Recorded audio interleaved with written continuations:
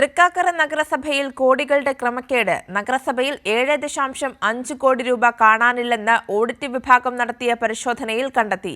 2023-24 audit റിപ്പോർട്ടിലാണ് ക്രമക്കേട് കണ്ടെത്തിയത്. നഗരസഭ 7,50,62,50 രൂപ സ്വീകരിച്ചതിന് തെളിവുണ്ടെങ്കിലും ഈ തുക പണമായി അക്കൗണ്ടിൽ കയറിയിട്ടില്ല. ഇത്രയും വലിയ തുക ചിലവഴിച്ചതായി രേഖകളിൽ കണ്ടെത്താനും സാധിച്ചിട്ടില്ല.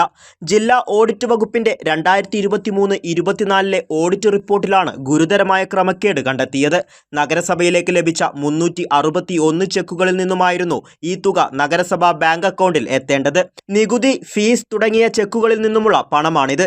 ഈ തുക അക്കൗണ്ടിൽ എത്താത്തതിൽ നഗരസഭ അധികൃതർ ഗൗരവമായ അന്വേഷണം നടത്തിയിട്ടില്ലെന്നും ഓഡിറ്റ് റിപ്പോർട്ടിൽ ചൂണ്ടിക്കാട്ടുന്നു. ബാങ്കിൽ 2021 മുതൽ കളക്ഷൻ നൽകിയ ചെക്കുകളും ഇതുവരെ പണമായി അക്കൗണ്ടിൽ ക്രെഡിറ്റ് ആയിട്ടില്ലെന്നും ഓഡിറ്റിൽ പറയുന്നു. മുൻ വർഷങ്ങളിൽ നടപടിയെടുക്കണമെന്ന് നിർദ്ദേശിച്ച പല സ്ഥാപനങ്ങളും ഇപ്പോഴും ലൈസൻസ് ഇല്ലാതെ നഗരസഭാ പരിധിയിൽ പ്രവർത്തിക്കുന്നതും ഗുരുതര വീഴ്ചയാണ്. കൈരളി ന്യൂസ്, കൊച്ചി.